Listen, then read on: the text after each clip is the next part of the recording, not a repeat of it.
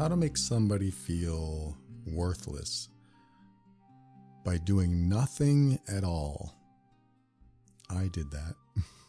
I've done that several times in my life. It's actually not funny. I actually did that to people that I cared about. Someone wrote to me and said that he was married. I think it was a man. He said he was married and he's long been separated from this person. And his current relationship, his current partner said, just get it over with, get a divorce so we can live our lives and be happy. And so some time went by, several months, and this new partner, she came to him and said, what is the progress? What have you done? What steps have you taken to get a divorce? And he said, I didn't make any progress.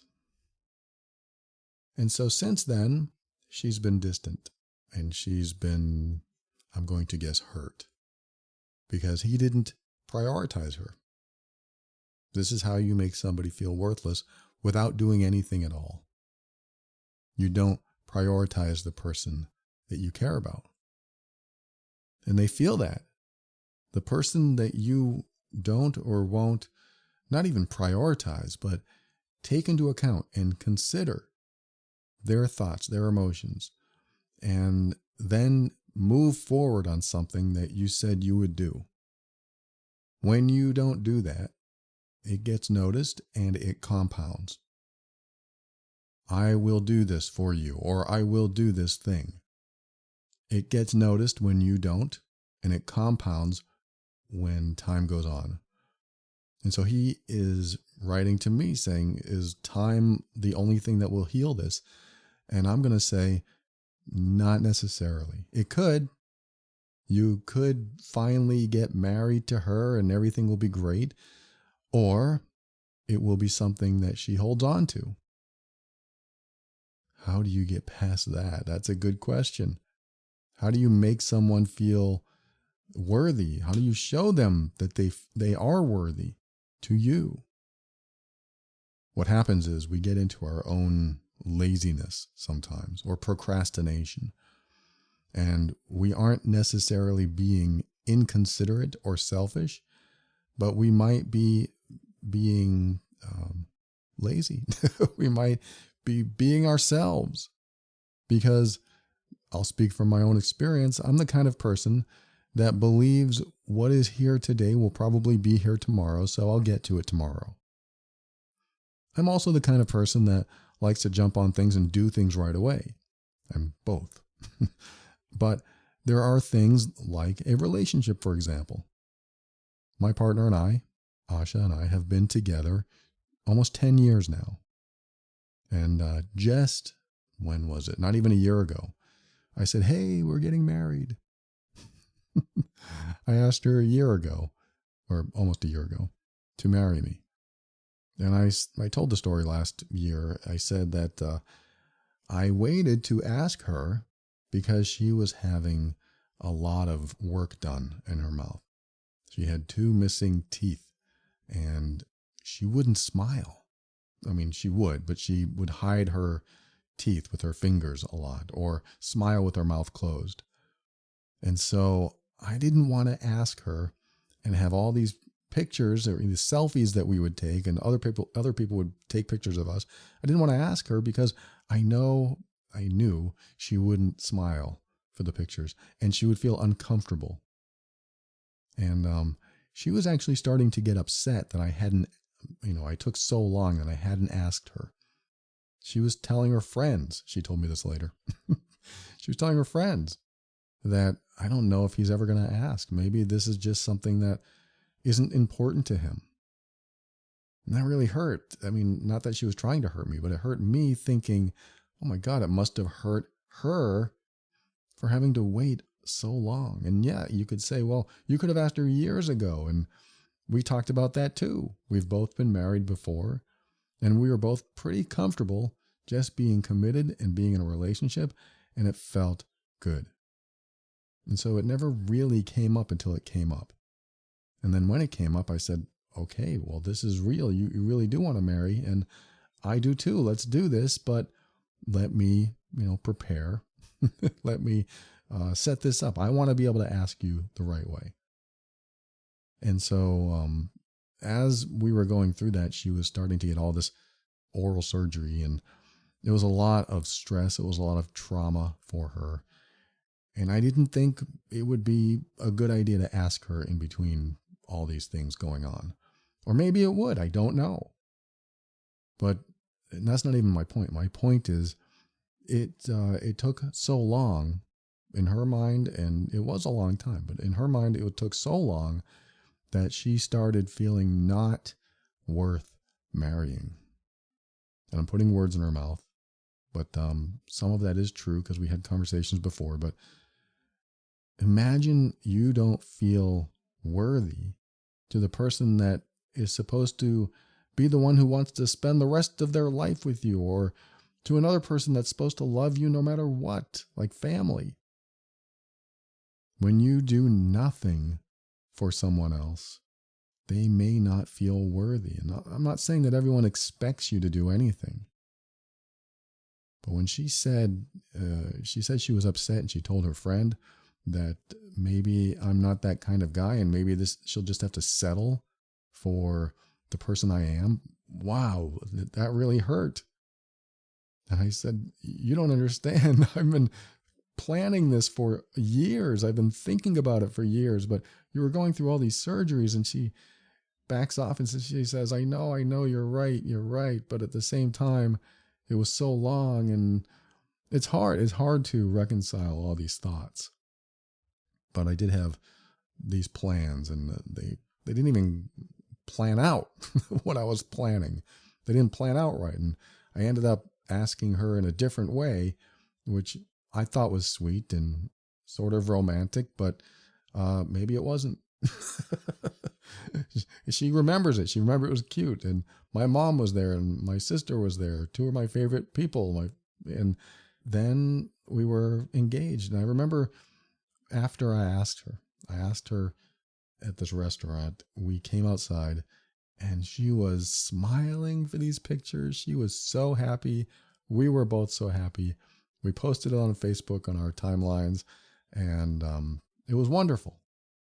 And I was so grateful I waited, even though there was some emotional challenges with that, especially for her. I mean, in my mind, I knew what I was going to do. I knew what was going to happen.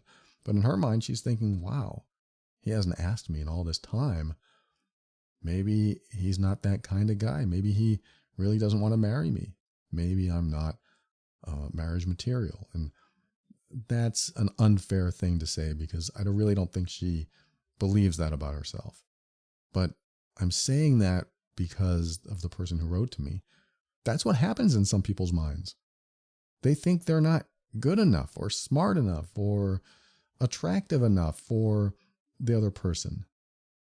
Depending on the situation, depending on the friendship or the romance or the family situation, they may not think they're good enough. They may not think they're worth having in the other person's life. And so that will really hit the self-esteem and the self-worth. That will really start to damage some people emotionally, damage them. And it could turn into a no way back scenario. You could go too far, and now there's no way back, because their heart has been hurt to the point where they might actually believe that if they didn't push you to do it, you may not have done it. And that comes right back to self-worth and self-esteem. And when you show somebody how worthy they are and how wonderful they are to you by doing nothing, they might feel like nothing to you. They might feel worthless to you. They might feel like if they don't tell you to do something, you won't do it. And they won't attribute it to your procrastination or your laziness or the way you are. They'll attribute it to themselves. And I'm not talking about everyone. Not everyone just automatically assumes it's themselves, but this can happen. This can and does happen a lot. This some of the things that I've promised Asha to do around the house. Hey, I'm going to do that thing. You said you wanted that thing done. I'm going to do it. 3 years later, it's not done. Why isn't it done? And I finally said that this is one of our tiny little solutions. I finally said, you asked me to do a lot, and I'm not complaining. We really have healthy conversations. This isn't what it sounds like, but I told her, you asked me to do a lot. And so I have all these things in my head, and you have all these things in our digital to-do list on our computers. I said, I want a whiteboard. I want a whiteboard that I can write down things in the priority that you want them done. Because I'm a handy guy. I can build things and stuff like that. And I love doing it. And so it's not like I'm thinking, oh, she wants me to do something else. No, I love doing almost everything she asks because it improves the house. It makes her happy. It makes me happy. It really moves us in a forward direction. But there's like 30 things on the list. And I'm still working on the third one because I finally got the other two done. And the third one is a massive retaining wall in the front of our house. And that takes time. But if I do any of these other things, it's going to take time away from what I'm working on now.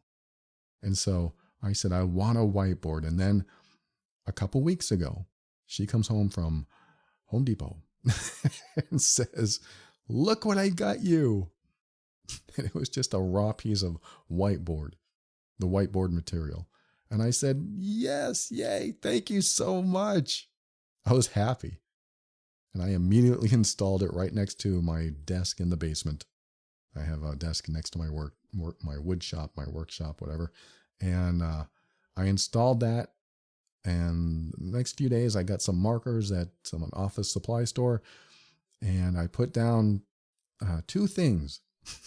The first was the retaining wall that I'm going to finish probably today, actually, when I'm done recording. I got one little piece left. That's it. Very proud of it. And she helped.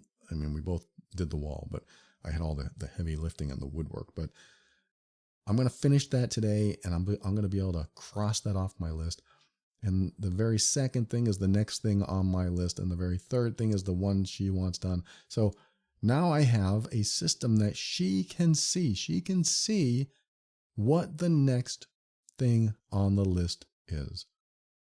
This is going to be so freeing, liberating to us because she can come down and look at it and say, oh, he's got to fix that little hole in the wall. That's next. And if she says, look, I really need something prioritized, I want you to do that first, then I can go down to the whiteboard, erase number 2 and put the next thing, or number 6, whatever I'm on, and put the next thing. And she'll see it. She can go down and see it every time. It prevents arguments. It prevents conversations that can get uncomfortable because it's right there. It's almost like a contract.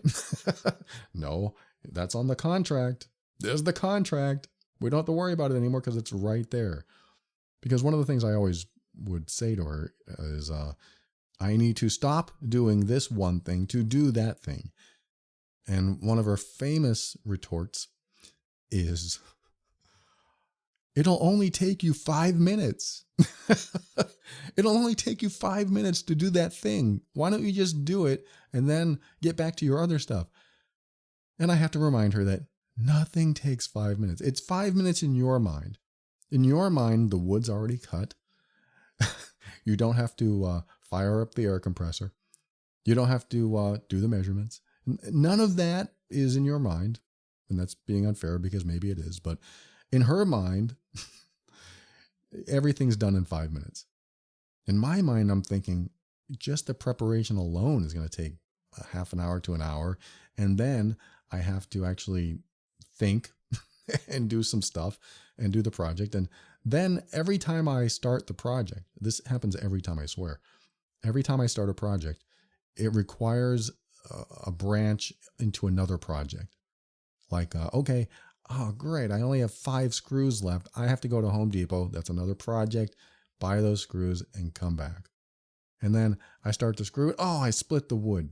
Oh, of course I split the wood. Or Maybe it's an electrical thing. Oh, I can't do this electrical work today because the switch I have doesn't work and I'll have to buy a new switch. And now I see that there's a crack behind the wall and I've got to fix that crack.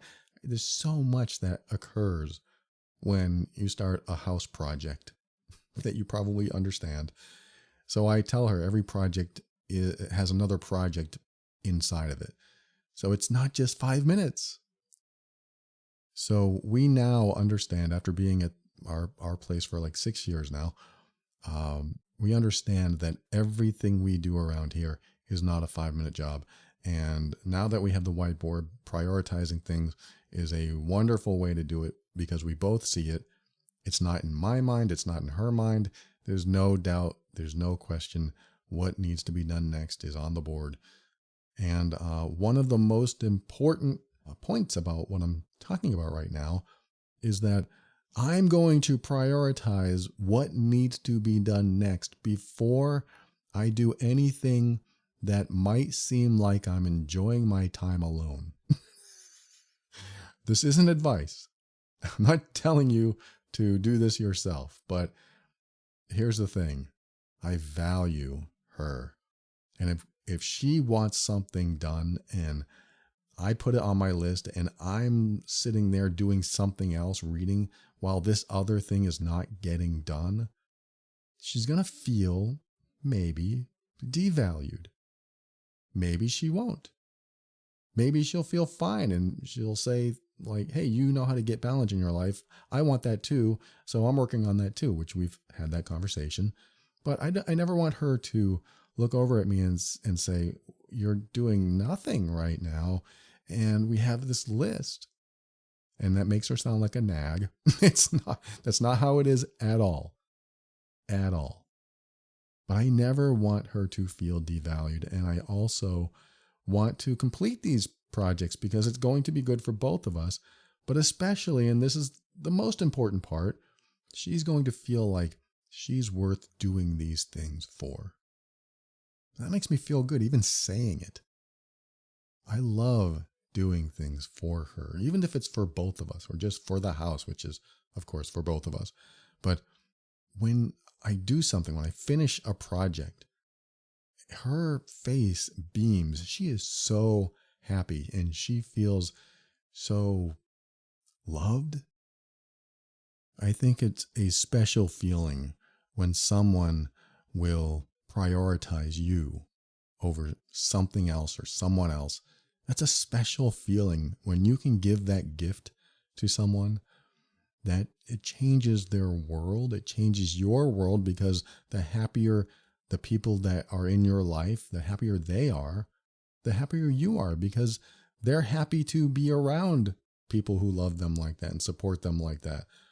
What makes them happy, it really affects your life in a positive way. Most people, some people, they may not care, but most people in your life, when you do something that makes them happy and makes them feel worthy, it comes back. It really does. I've learned that it really comes back to me.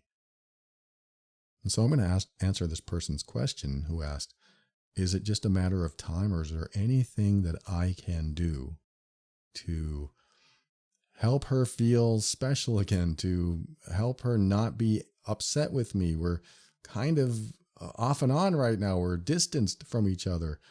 And my answer is yes, but it has to be such a priority of her over you. It has to be so selfless. It has to be so selfless and so thoughtful that it's almost a comparison or overrides what has already happened. That doesn't get you out of the doghouse. It doesn't mean that you shouldn't have asked sooner because she requested it. She suggested it. She has hinted at it. She has done this for who knows how long. So she already feels devalued, and this is my opinion, but she already feels devalued. She feels like she's not worth marrying. She feels like you are still connected to this other person that you should have disconnected from, mainly for that principle. Like, you shouldn't be connected to that person in a romantic way, even though there probably was no romantic feeling. But being married to someone, that's a romantic contract, and that contract is still valid. How does that make her feel? I'm helping you empathize right now. That's how it makes her feel. That contract that you had with somebody else, that romantic contract, was still valid to her.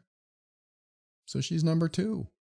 That's how it makes her feel. And I'm not trying to make you feel bad. I'm just trying to give you some empathetic perspective so that you can understand where she is and why she still feels this way. Because she probably thinks that if she didn't hint, if she didn't nudge, if she didn't try to push you into getting a divorce, that you probably never would have. And that may be the way you are. Maybe you didn't think about it because you don't care. Like, my marriage is over. It doesn't really matter. It's not really affecting us now. It doesn't matter. It's just, that's another life ago. And now I'm with you and I'm all about you. I don't even think about that other life. I'm with you. But to her, she's number two.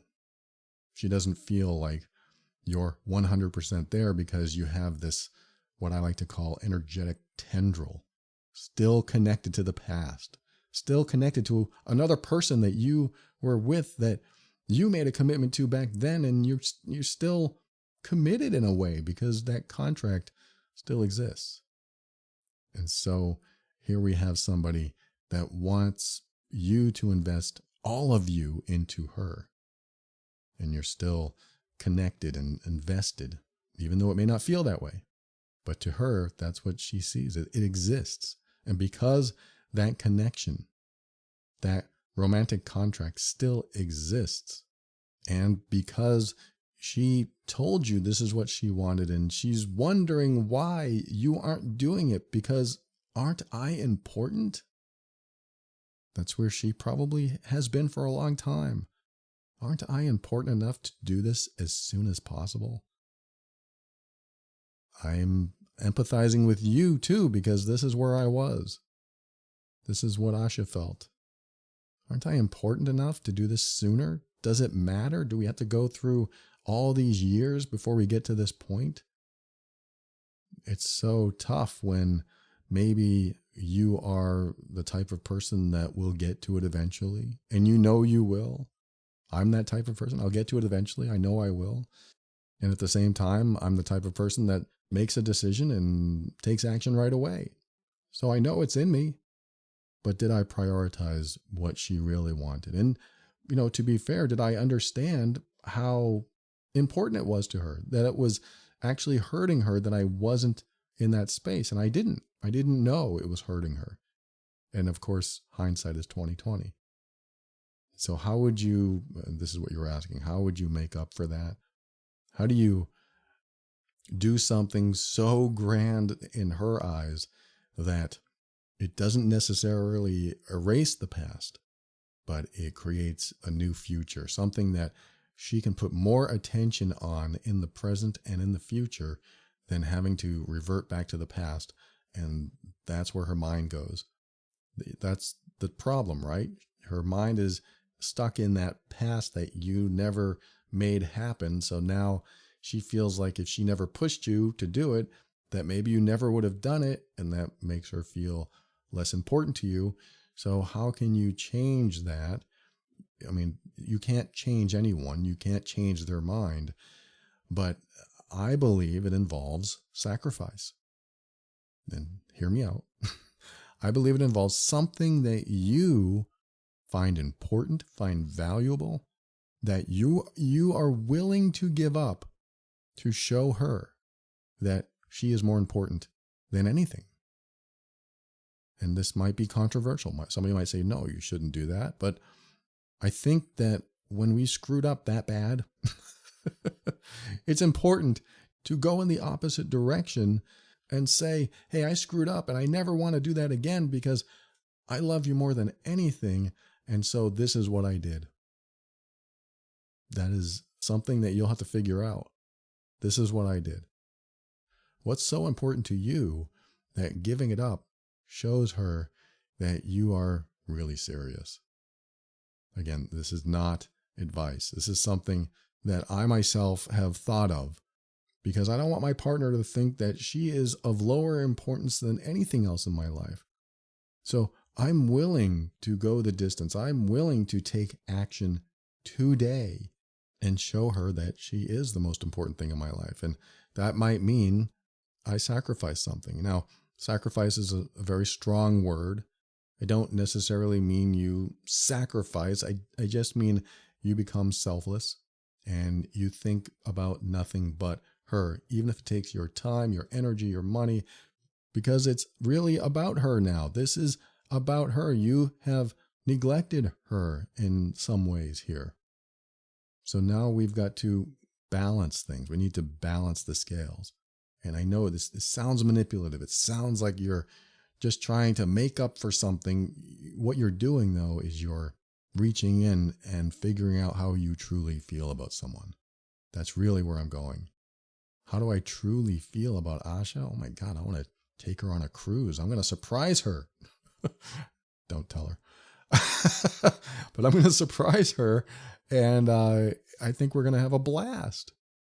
And that kind of sacrifice is a sacrifice of money and time. And that isn't something that I normally do. That is a huge thing for me to do that because I really suck at scheduling. I'm not that good at organizing future events. I'm pretty good at present moment stuff. Okay, let's do this now. But I'm not very good at organizing the future. And it's weird when I say that, but it's true. I'm not very good at organizing future events like our friends. There's a couple that we know, and he was able to organize all her friends for a birthday party. And I can't even begin to think of the logistics of that. He organized the time, the place, all the friends. I mean, got their phone numbers, and I don't know how he did that. Somebody might say, that sounds easy. You just call them up and say, we're going to meet at this time. Let's do it. To me, it's like anxiety inducing. Not really, but somewhat. How do I even begin to think like that? My brain doesn't work in that way. I could accomplish it for sure. And if I really wanted it to happen, I'm going to do it. But it doesn't come naturally. It would definitely take extra effort, but that's part of the sacrifice, right? Oh, it's going to take me days to figure out, and I got to hunt down all these people. Part of the sacrifice. So sacrifice, yes, it's a strong word, but I'm hoping that you understand the gist of what I'm saying. Because if you get that, then perhaps you can close the distance between you. Because she needs to know that what you're doing, what you're going to do, is totally for her benefit and doesn't benefit you at all. That doesn't mean it won't. I'm just saying it really does show that you want to see her happy. My definition of love is supporting someone's happiness. So how can we get there? How can we get to that point where they are happy? Yes, we can support their choices. We can support their path, whatever path they take to make themselves happy. But what if that path is now different from the path you're on? Like she seems like she's on a slightly different path and she's still upset about what happened. So your sacrifice might be prioritizing her above almost everything else. You know, you might need to reorganize your life. You might need to rethink how you think of things. I mean, I remember when I used to tell my wife when I was married a while back that I'm working on it. I used to use those words. I'm working on it because I was highly judgmental and critical of her. I was working on my behaviors. And I believed I was. I'm working on it. And then she would ask months or, a year later, I told her, yeah, definitely I need to work on that. I'm working on it. I was so infamous for that line. I'm working on it. That's what I'm working on. I'm working on it. But I never did. I never really got anywhere. If I truly was working on it, I would have called a therapist right away and made an appointment. That would have been working on it. But it was a procrastination. I can only see that clearly now, but looking back, that was a procrastination.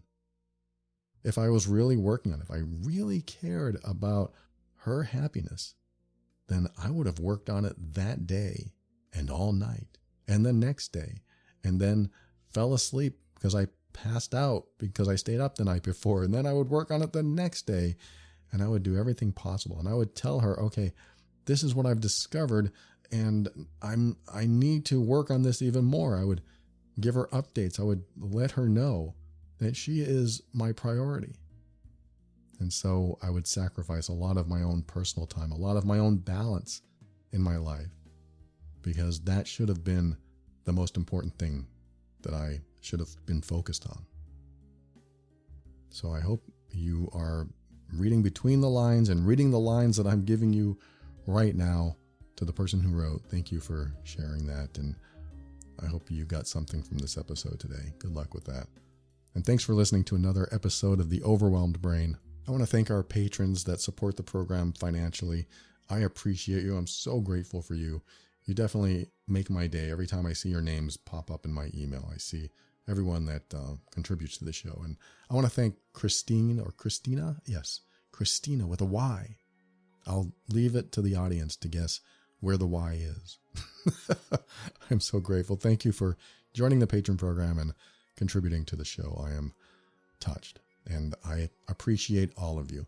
If you find value in the show and you want to give back, head over to moretob.com, and there are options to do that over there. And for a show on how to navigate difficult relationships, I talk about that over here, but I talk about the more difficult stuff over at loveandabuse.com.